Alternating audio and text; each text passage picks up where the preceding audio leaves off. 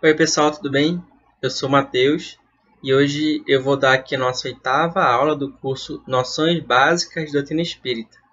Então eu vou começar aqui fazendo o resumo do capítulo 7, 8 e 9 do livro Há 2000 anos, que é o nosso livro aqui de apoio, certo? Então vamos lá. No último capítulo, o filho da Lívia e do Públio foi sequestrado e isso cria entre eles uma distância por alguns motivos. O primeiro é o sofrimento, certo? De ter seu filho raptado daquela forma, e também porque o público ele ficou muito intoxicado com as acusações do Sulpício. Por mais que no momento ele não tenha demonstrado isso para ele, no fundo ele tem essa dúvida agora, ele tem esse ciúme, ele tem essa questão dentro dele, e ao invés dele assim conversar com ela para resolver, ele decide se distanciar, ele se afasta, ele começa a ficar cada vez mais distante. E ela já queria conhecer Jesus e, como ela está sofrendo muito, ela queria ter uma palavra de consolo para que aliviasse um pouco o coração dela. E ela tenta avisar o público sobre isso, que ela queria ver Jesus, mas como ele não para de ignorar ela, ela decide ir assim mesmo. E ela vai com a Ana, que é a serva dela, fica um tempo na casa da Ana, algumas horas na casa da Ana, conhece a família dela, conhece o pai dela, e ela vai lá pro lago para ver a pregação de Jesus. E aí ele fala aquela passagem lá dos bem-aventurados. E isso mexe muito com ela. E tem um momento que eles começam a dividir o pão lá entre a população e ela recebe um pedacinho de pão. E ela diz que nunca se sentiu tão renovada a comer aquele pão. Era como se ele tivesse algo a mais. Ela relata isso no livro. E aí depois disso, várias pessoas começam a conversar com Jesus. E ela vai lá com ele para pedir para conversar com ele. Eles têm uma conversa muito rápida, mas basicamente ele fala o seguinte, que não era para ela perder a fé nas suas palavras. E que a vida dela tinha mudado, que a forma que ela pensava tinha mudado. Que ela tinha realmente sido tocada pelas suas palavras e que iriam acontecer muitas coisas com ela, muitas aflições iriam vir, ela seria desprezada por muita gente, mas que não era para ela perder, não era para ela esquecer de que a misericórdia divina nunca falha e que em algum momento ele iria recolhê-la para os céus, onde seria um lugar melhor. Ou seja, basicamente está dizendo que a vida inteira dela ia ser repleta de sofrimentos e aflições, mas que no reino dos céus ela iria encontrar esse consolo, ela iria encontrar esse, como pode dizer, conforto, né? E aí, quando ela chega em casa, o Públio tá com muita raiva porque, assim, ela não foi vestida de nobreza, ela foi vestida de plebeia. E quando ela chega em casa, ela, óbvio que sumiu por muitas horas, ele percebe, e quando vê ela daquele jeito, ele fica com mais raiva ainda. E aí eles têm uma discussão bastante fervorosa entre eles. E isso só aumentou ainda mais a distância que eles tinham do outro. Só fez piorar, por assim dizer, né? A situação deles. No outro capítulo, que é o 8, já começa a questão de Jesus ser crucificado. E aí Pilatos ele reúne várias pessoas para ver sobre essa questão, porque ele não se sentia... não queria decidir sozinho isso, então ele reúne várias pessoas e uma delas é o público, que também ajuda na decisão. E aí a primeira ideia que eles tiveram foi de pedir para que Antipas julgasse Jesus, se não me engano é Antipas o nome, para que ele julgasse Jesus, porque eles não viam Jesus como culpado de nada, muito pelo contrário, viam ele como uma pessoa caridosa, uma pessoa extremamente bondosa, né? Por mais que não concordassem com o que ele dizia, não havia motivo para ele ser julgado, preso e morto, como eles queriam. Só que Antipas ele só piora a situação, porque ele começa a tratar Jesus com ironia, coloca a coroa de espinhos, maltrata ele e piorou tudo a situação. E devolve para Pilatos, para que Pilatos decidisse o destino de Jesus. E aí uma das ideias que surge é que, como aquele povo lá gostava muito de sangue, de ver esse tipo de coisa, né? eles têm a ideia de açoitar Jesus para que dessa forma eles, por assim dizer, ficassem satisfeitos, né? E pelo menos ele seria vivo, né? Não seria morto, Jesus. Só que mesmo nos açoites eles não ficam satisfeitos. Eles continuam querendo que ele morra, que ele seja crucificado. E isso não passa pela cabeça deles, não conseguem entender por quê, porque eles não queriam que isso acontecesse. E aí, a última ideia que surge, inclusive foi uma ideia de Públio, é que eles oferecessem no lugar, já que eles queriam ver sangue, né? Que eles oferecessem outro criminoso para ser crucificado no lugar de Jesus, que no caso é Barrabás. Só que mesmo assim, eles escolhem Jesus e começam a querer invadir lá a casa do Pilatos, e acaba que ele faz aquela frase, né? Que ele ficou marcado, em que ele lava as mãos e deixa que a população fique saciada, por assim dizer. E aí Jesus vai ser crucificado. Nesse meio tempo, Ana e o pai dela ficam muito aflitos com isso, porque eles sabem que Jesus não tem culpa, que ele é uma pessoa boa. E vão lá com a Lívia pedir para que ela converse com o marido dela, para que ele, sei lá, de alguma forma pudesse resolver. No caso, eles não sabiam que Públio já estava tentando resolver a situação. E aí a Lívia fica muito contrariada no íntimo dela. Ela vai, mas no fundo dela ela fica com muito receio de ter ido. Porque ela está saindo de casa sem avisar o marido dela, está fazendo um negócio assim, sem ele saber. E ela queria ter ido falar com o Públio, mas ela sabia que ela jamais iria escutar ele. Então, ao invés de falar com o Públio, ela decide falar com Pilatos. E aí, de novo, ela se fantasia lá de plebeia. E quando ela chega na casa de Pilatos, ela encontra o Sulpício, que na hora já começa a armar um esquema ali, um plano, para acabar de vez com a imagem da Lívia para o Públio. Aí ele avisa a Flávia sobre a situação, e o Sulpício ele leva a Lívia para o quarto íntimo do Pilatos, e ela fica lá esperando. E ele vai avisar Pilatos. Enquanto isso, a Flávia vai avisar o público do que está acontecendo. Aí cria toda uma história de que ela está traindo ele, que está no quarto íntimo dele. Realmente soa muito estranho, né? E a Lívia pede para que Pilatos interferisse, que salvasse Jesus.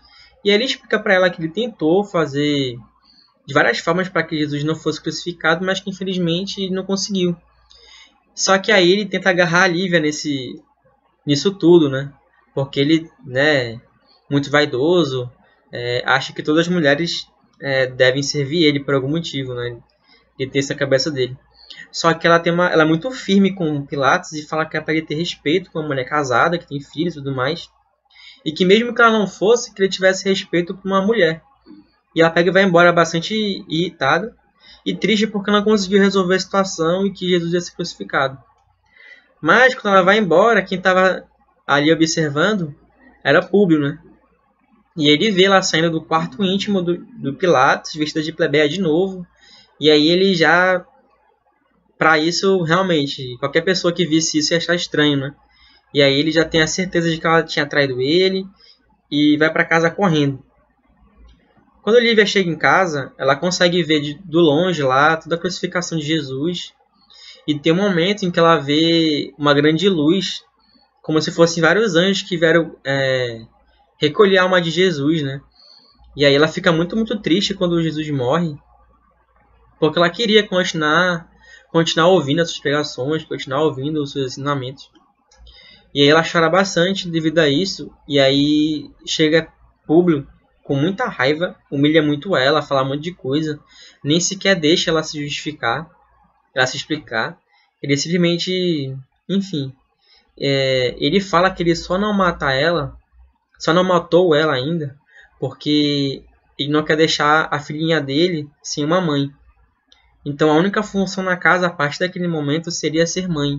Que todo o resto, ela não seria mais nada para ele, entendeu? Ela não deveria nem falar com ele. Qualquer passinho fora da reta, assim, ele iria matar ela. Então ele deixa bem, bem claro para ela como é que seriam as coisas daqui em diante. Em que ela seria praticamente uma serva a partir de agora. E aí meio que termina assim um capítulo, né, com a morte de Jesus, com a situação da Lívia. E que ela lembra, né, das coisas que Jesus falou para ela. Que ela realmente iria passar por muitas dificuldades, mas que em algum momento, se ela conseguisse passar com isso, por tudo isso com resignação, ela seria recompensada, né? E é isso. Futuramente eu vou estar trazendo outros resumos dos próximos capítulos, mas assim, eu sempre recomendo a leitura, porque no resumo a gente não consegue ter algumas discussões que o livro traz, e realmente são muitas reflexões interessantes que a gente traz dessa obra, mas que aqui no resumo a gente não consegue trazer todas. Espero que, se alguém tiver um tempinho, consiga ir lendo aos poucos, certo? Então vamos lá. Deixa eu voltar aqui. Vamos lá. A nossa aula de hoje é mediunidade. Nossa 8ª aula teórica, que é sobre mediunidade. A gente vai entender um pouquinho hoje o que é essa mediunidade. Será que foi a gente que surgiu com isso? A gente vai ver que não. Tem gente que acha que foi o espiritismo que trouxe a mediunidade, que inventou, mas não. É algo que sempre existiu. E a gente simplesmente se pôs a entender melhor o que é essa mediunidade e tentar explicar realmente o que é isso, né? Mas, de forma nenhuma, não fomos nós que trouxemos isso, certo? Então, vamos começar aqui com o seguinte. Será que os espíritos os influenciam de alguma forma nossos pensamentos e atitudes? Essa foi uma pergunta que fez Allan Kardec no Livro dos Espíritos. E a resposta é a seguinte. Muito mais do que imaginais, influem a tal ponto que, de ordinário, são eles que vos dirigem. Então está dizendo o seguinte, que a influência que os espíritos têm sobre nós é muito grande, a gente nem percebe às vezes. Às vezes é uma intuição, às vezes é até um sonho, às vezes é alguma coisa que acontece em que eles acabam nos influenciando. Então, mas assim, depende de nós, né? A influência está ali. Mas a decisão de seguir essa influência é sempre nossa, né? Então, se a gente vai seguir boas intuições, bons pensamentos, é uma escolha nossa. Assim como também se a gente vai decidir fazer coisas ruins, decidir ouvir coisas ruins, também é uma escolha nossa, mas essa influência está ali. Porém, a escolha é nossa. Então, não pode tirar de nós essa responsabilidade. E tem esse texto aqui no Evangelho, aqui no Atos, que é muito bacana a gente ver. Vou ler. Nos últimos tempos, diz o Senhor, difundirei do meu Espírito sobre toda a carne. Vossos filhos e filhas profetizarão, vossos jovens terão visões e vossos velhos sonhos. Nesses dias, difundirei do meu Espírito sobre os meus servidores e servidoras, e eles profetizarão. Então, se a gente parar para ver, ele está falando aqui de mediunidade, né?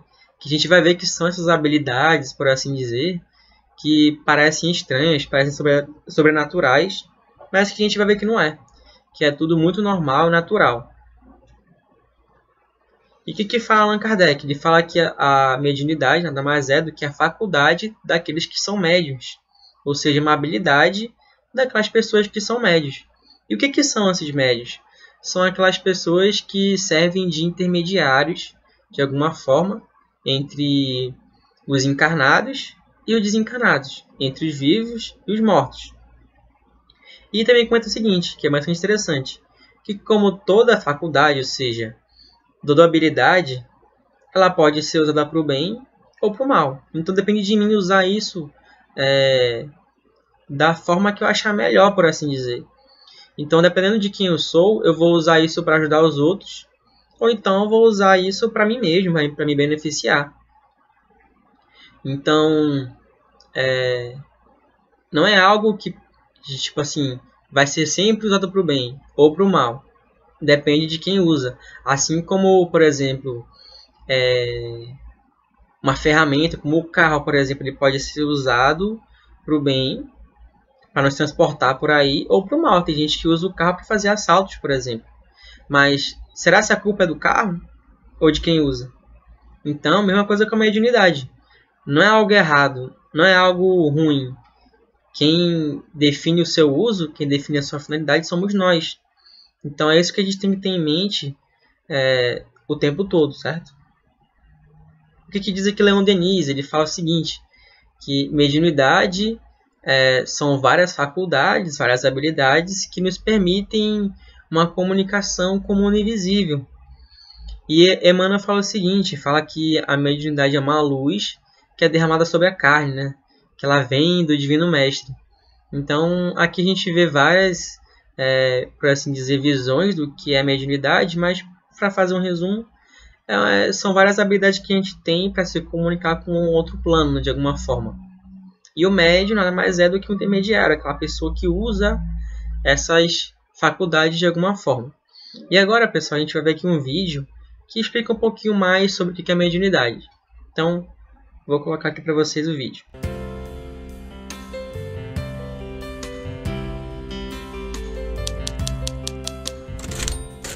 Olá, amigos da TV Mundo Maior.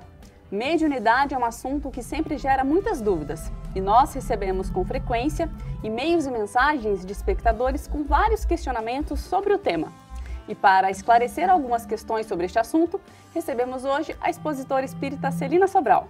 Seja bem-vinda, Celina. Prazer estar aqui com vocês. A mensagem que nós mais recebemos é a seguinte pergunta: como saber se sou médium?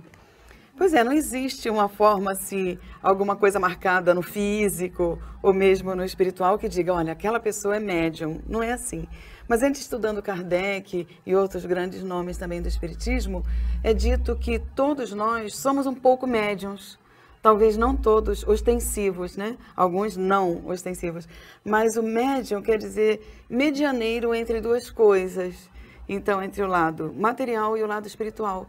E todos nós temos contatos e somos influenciados pelos espíritos.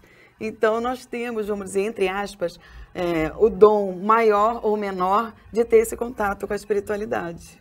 E por que é comum alguns relatos de pessoas que dizem que quando eram crianças tinham a mediunidade mais aflorada e depois que crescem desaparece? Então, a nossa encarnação é feita em etapas. E alguns autores dizem que até 7 anos se conclui a etapa da reencarnação. Outros, dependendo da evolução do espírito, vai um pouquinho mais ou um pouquinho menos. Então, esse contato com a espiritualidade ainda bem maior na infância tem uma facilidade também maior com os espíritos, com os irmãos nossos que estão do outro lado. E muita coisa também depende do estudo, depende do investimento, do conhecer aquela situação que a gente quer. Quando se estuda a doutrina espírita, existe um período para começar também a se estudar a mediunidade. Então, você estudando a mediunidade, você tem um equilíbrio maior. E você tendo esse equilíbrio, você domina a tua mediunidade. Nós recebemos um e-mail da Ariane de Campinas, que ela quer saber por que ao procurar alguns centros espíritas para relatar o afloramento da sua mediunidade, ao invés de orientação, sempre indicam para ela se matricular em um curso de doutrina e aguardar em média 1 ano até que ela chegue no estudo do Livro dos Médiuns. E ela pergunta, até lá, o que eu faço? Pois é. Realmente é importante, que nem a gente falou, o estudo. E precisa mesmo, para você não deixar a tua mediunidade, né, te dominar ou dar uma psicofonia no meio, né, de um trabalho ou na rua. Não, precisa realmente ter o equilíbrio, se bem que acontece isso, né? Mas por que as casas espíritas geralmente indicam, não, vai lá e faz o estudo? Por causa dessa necessidade de saber o que vai fazer quando você vê uma entidade. E às vezes a gente vê tão material que não dá nem para saber se é encarnado ou desencarnado, né? Por isso que o Divaldo falava do negócio do espelho, quando ele entrava, né, lá no trabalho dele, que ele tinha essa evidência como se fosse humano. Então, o que fazer? Prece, né? Pedir que a espiritualidade maior responsável pelo tratamento ou daquela entidade necessitada ou até não, que tome, né, as rédeas da situação para que a pessoa não fique durante o período de trabalho, o período da sua vida normal, o tempo todo em contato com a espiritualidade. Mas se for o caso de ficar, realmente se manter na prece e procurar não deixar dominar, porque no seu corpo você que manda. Então você tem que ter realmente esse controle. Por isso a importância do estudo. E eu gostaria que você deixasse agora uma mensagem para várias pessoas que estão sentindo nesse momento a sua mediunidade se aflorar.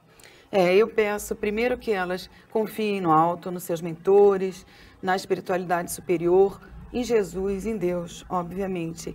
E que além de procurar o seu estudo, a leitura do Livro dos Médiuns, o Evangelho, o Livro dos Espíritos e outros também, que façam o Evangelho no lar.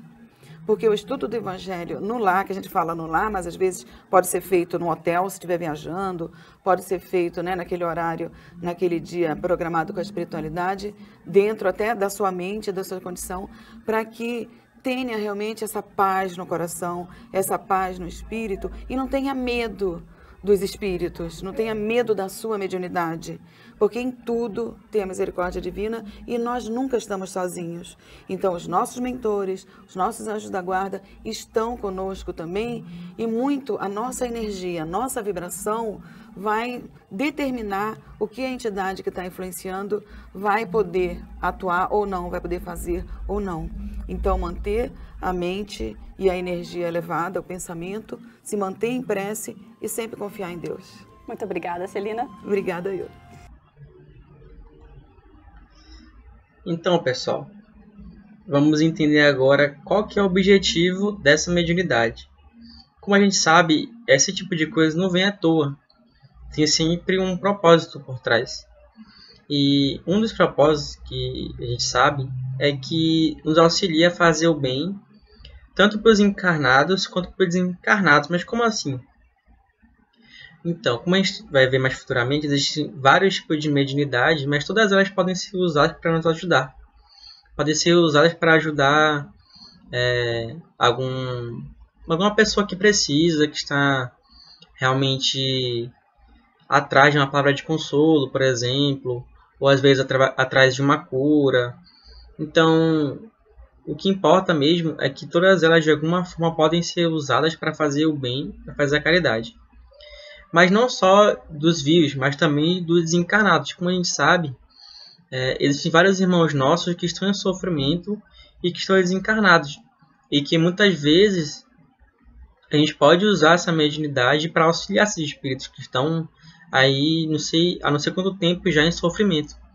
Então é algo que a gente tem esse propósito por trás e que a gente deve procurar usar para auxiliar as pessoas. E o Evangelho sempre vai ser a nossa base, sempre vai ser aquilo que a gente vai estar se sustentando. Ok? Mas quem é que são os médiuns? Vamos ver aqui o que diz Allan Kardec no livro dos médiuns. O que são os médiuns? É todo aquele que sente, num grau qualquer, a influência dos espíritos por este fato, médium. Ou seja, todos nós somos médiuns, por assim dizer. Porque, assim como eu comentei no comecinho da aula, todo mundo sofre algum tipo de influência dos espíritos. É claro que tem alguns que têm um grau maior do que outros. Depende, aí tem uns que têm uma intensidade muito grande. Exemplos muito famosos, por assim dizer, de médiuns, tem Chico Xavier, tem o Divaldo, tem a Ivone. Então, são médiuns que tinham essa mediunidade muito aflorada. Mas não é algo que é exclusivo, um privilégio. Não é que eles são escolhidos, por assim dizer. Na verdade, todos nós somos médiuns, só que tem uns que têm um grau maior que outros. Mas todos nós temos, de alguma forma, essa capacidade. E almas em resgate, médiuns como almas em resgate. Às vezes a gente pensa que esses médiuns, as pessoas, são grandes missionários, são espíritos grandes, super evoluídos. E muitas vezes, ao contrário, são espíritos que precisam de um resgate, que precisam sanar débitos antigos, por assim dizer.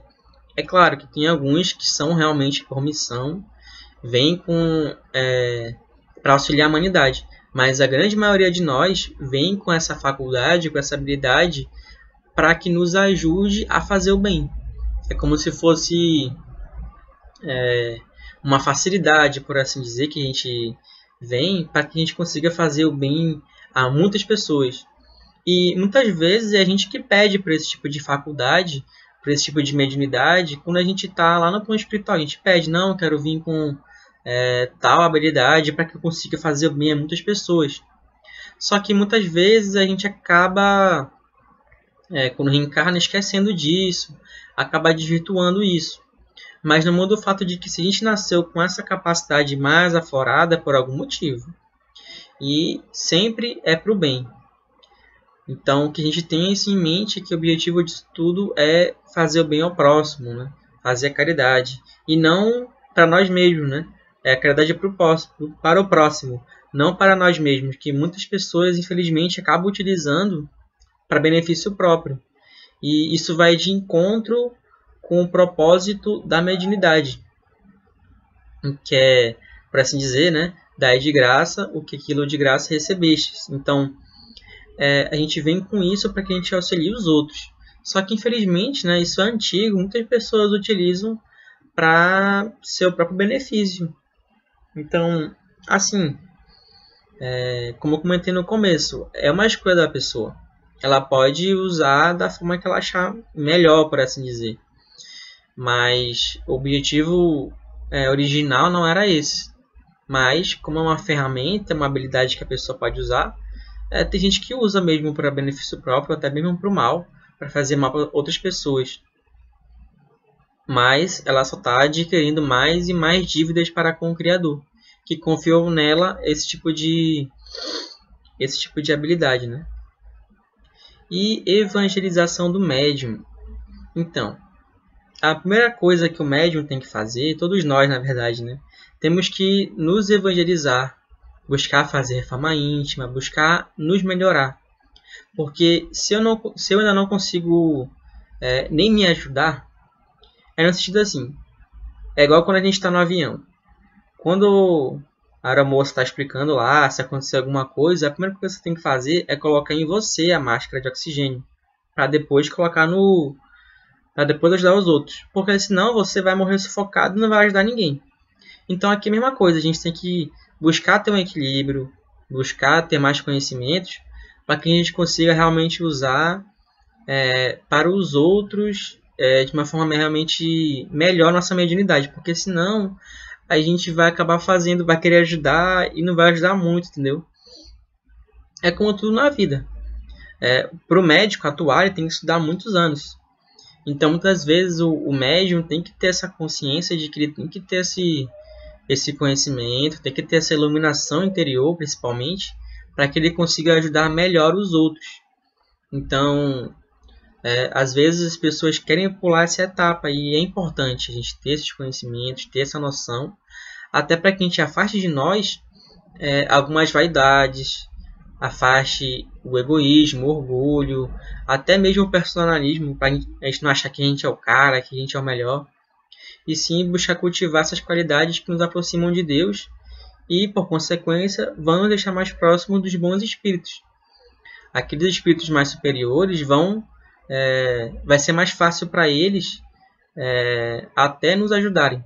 Porque se a gente como posso dizer, um intermediário, se nós somos como se fosse um instrumento, quem dizia muito isso era Chico Xavier, de que o médium era um instrumento. Imagine um músico, por exemplo, e ele é muito bom, muito talentoso, mas se ele pega um instrumento desafinado, a música não vai ficar tão perfeita. É claro que ele vai conseguir dar o seu jeitinho, porque ele é muito talentoso, mas se ele pega um instrumento afinado, em boas condições, ele vai fazer um arraso, um show. Então assim somos nós como médios, temos que buscar ser esse instrumento afinado para que os bons espíritos consigam atuar.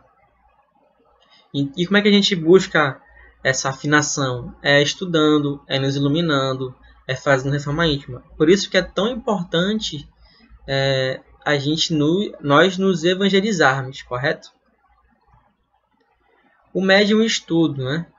Então, o médium, como diz aqui no livro do Consolador, tem que buscar essa iluminação para que ele consiga cooperar melhor com os espíritos superiores, com aqueles espíritos que são sinceros e que querem fazer o bem.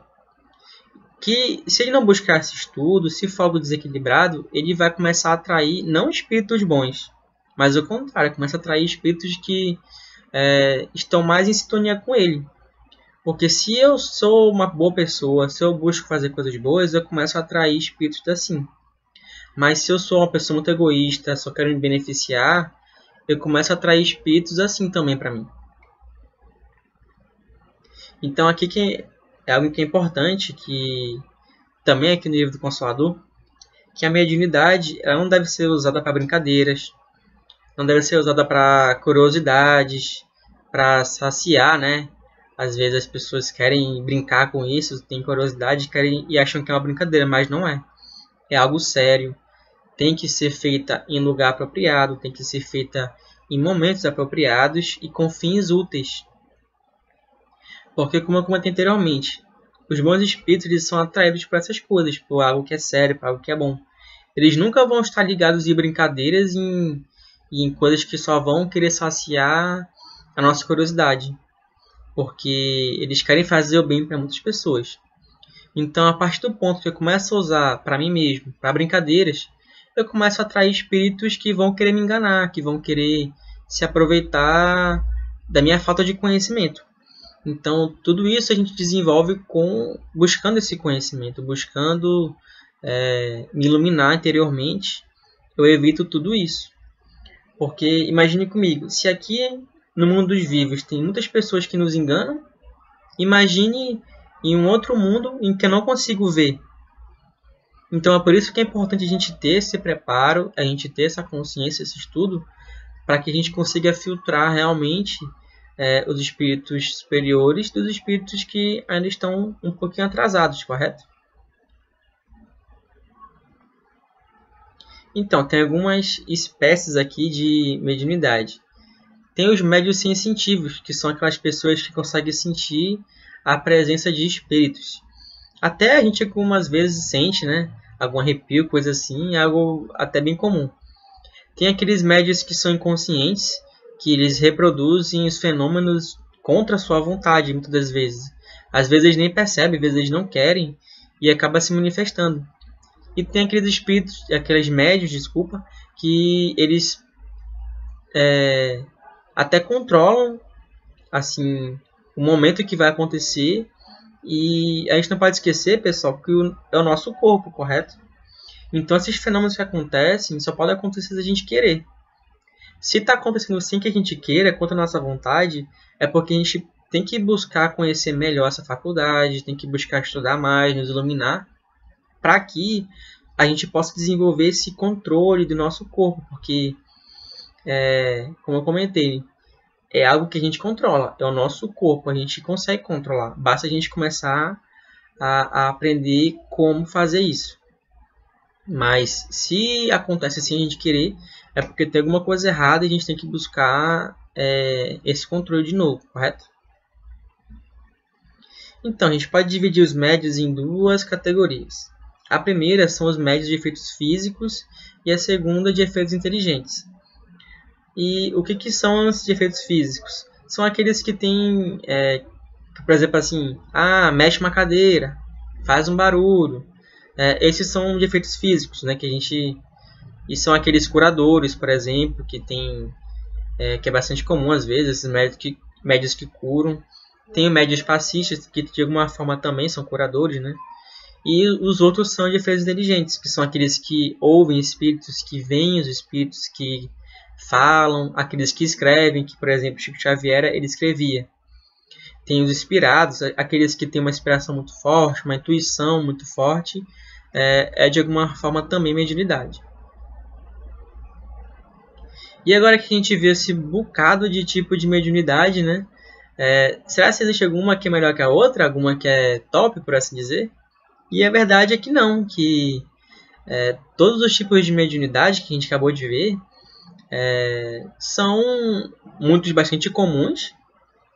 Quem nunca viu um espírito, ou conhece quem que viu, ou conhece quem que ouviu?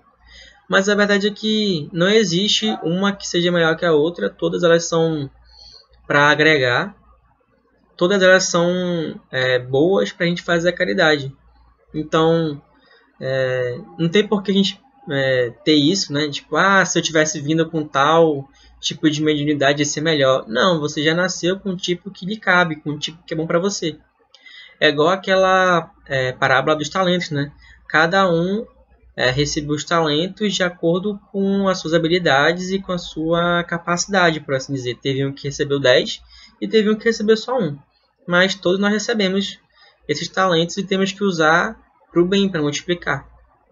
Porque em algum momento vai ser cobrado. E aí, o que foi que você fez com esse talento que eu te dei? Você usou para o bem ou você usou para você mesmo? Então é algo que vai ser questionado. E inclusive é algo que a gente vai se questionar, a gente vai se arrepender. Tipo, poxa, eu podia ter feito o bem com aquilo, mas infelizmente eu joguei fora essa oportunidade. Então O que importa no final é que todas essas mediunidades estão aí para agregar na obra divina. E nós somos as formiguinhas que estão aí para auxiliar Deus, né, nessa obra. Então, Chico Xavier foi um grande exemplo de médium, porque ele sempre buscou ser bastante humilde, estudar bastante, vencer suas dificuldades interiores. Então ele comenta que todos nós temos muitos acertos e erros. Mas quando a gente começa a usar para o bem essa mediunidade, a gente começa a fazer, não apagar aqueles erros, mas eles ficam meio que, como posso explicar, como se você ofuscasse esses erros com as coisas boas que você faz. Então essa é a importância da gente usar bem essa mediunidade. E Chico Xavier foi um grande exemplo disso. E às vezes a gente tem medo, né? Tipo, que a mediunidade que eu estou tendo aqui aflorada e tudo. Na verdade, a gente tem que buscar conhecer essa mediunidade. Tem que buscar entender o que é. E se a gente nasceu com isso é por algum motivo, por alguma razão. E buscar se informar e tudo mais. E esta é a sala de hoje, pessoal. Então vamos aqui algumas perguntinhas para vocês poderem ir em casa, né? Espero que eu tenha conseguido explicar tudo bacana para que vocês consigam resolver de forma fácil. Mas, caso não tenha ficado muito claro, vocês podem mandar para a gente as perguntas de vocês, a dúvida que a gente vai responder. Então aqui é para você colocar verdadeiro ou falso. E a primeira pergunta é a seguinte: podemos afirmar que um dos maiores objetivos da prática mediúnica é a satisfação da curiosidade dos encarnados? E aí, eu falei sobre isso. Será que é isso? E aí, é verdadeiro ou é falso? E a segunda é a seguinte: um dos fundamentos básicos da mediunidade é a autoeducação pela renovação dos sentimentos com o aproveitamento das mensagens de elevado teor. Eu comentei sobre isso, pessoal, numa parte do estudo e tudo. Se ficou na dúvida, volta um pouco o vídeo que você vai entender. Outro grande objetivo da prática mediúnica é o auxílio a reencarnados e desencarnados, no esforço de libertação das teias da ignorância e do sofrimento. Eu também falei sobre isso, certo? Depois vocês vão lá e colocam se isso é verdade e se isso é falso. E último: devemos aceitar como verdadeira, sem análise ou contestação, toda e qualquer orientação ou mensagem que recebemos dos espíritos? Eu também falei sobre isso. Mas caso tenha ficado alguma dúvida, você mande para a gente a sua pergunta, a sua dúvida, que iremos responder, certo? Então, pessoal, essa foi a sala de hoje, foi sobre mediunidade, que é um tema que realmente atrai muita curiosidade, muita dúvida. Espero que eu tenha conseguido de alguma forma orientar e de alguma forma também esclarecer sobre esse assunto. E aí ficam alguns livros que servem aí de apoio para a gente, né? Caso você tenha interesse em mais sobre o assunto. E também não esquecendo que o melhor livro para a gente estudar sobre mediunidade é o livro dos médiuns, que é o livro mais completo que tem sobre o assunto, que explica muita coisa, esclarece muito, recomendo muito a leitura caso você queira saber mais sobre o assunto, ou já notou que você tem uma mediunidade muito aflorada e quer entender melhor sobre isso. Recomendo demais você ler esse livro, que inclusive a Ivone dizia muito que era o melhor livro para o médium, era o livro dos médiuns. Então, vamos seguir aí a dica da Ivone, certo? Então, pessoal, muito obrigado pela sua atenção, por você ter tirado um pouquinho do seu dia para ver essa aula. Agradeço de coração isso, e a gente se vê na próxima aula. Tchau!